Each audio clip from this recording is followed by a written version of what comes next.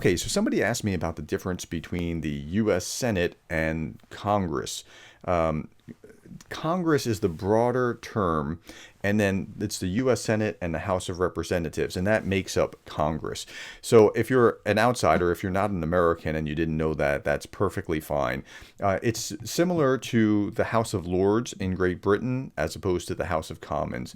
It's similar in certain ways. It's not lifetime so each senator has 6 years in office. Each member of Congress who's a representative has 2-year terms. And so by nature, the Senate's a little bit more clubby. They get together, they horse trade more easily, they make compromises, they're used to doing that sort of thing. In fact, they have an internal rule that they need 60 votes to pass anything. Well, that's basically how they work. So even though Schumer has a majority, he doesn't have a 60 vote majority where he can run over the other side. So he knows that he has to wheel and deal. And so that changes the nature of the Senate.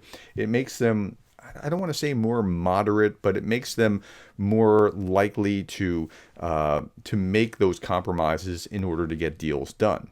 Now, I'm going to urge you to write your senators as well. I did this video here just the other day. It was about writing your U.S. congressman. And can you write them more than once? Sure, you can write them more than once. Now, if you want to contact your senator, just type in "Find My Senator" in Google, and the second one down will be Senate.gov, contacting U.S. senators. And then you just go through the same steps as we went through the other day. Choose your state, and you just go through and you choose your state, you choose your senator because you have two choices. If they're Democrats, then use the Democrat script that I gave you the other day. If they're Republicans, try to find out a little bit about which type of Republican and just give the right script and just use the same script that I provided you here.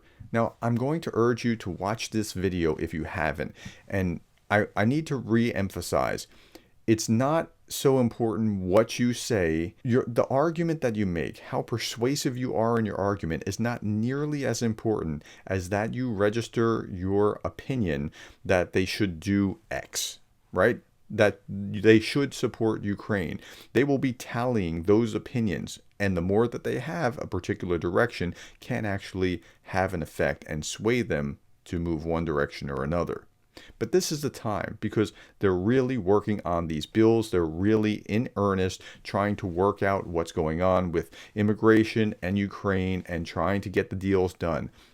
This is the time to weigh in. And if you're willing to do that, thank you in advance for taking the time. Thank you for the likes, the shares, the subscribes, and thank you for being the kind of person that cares about Ukraine.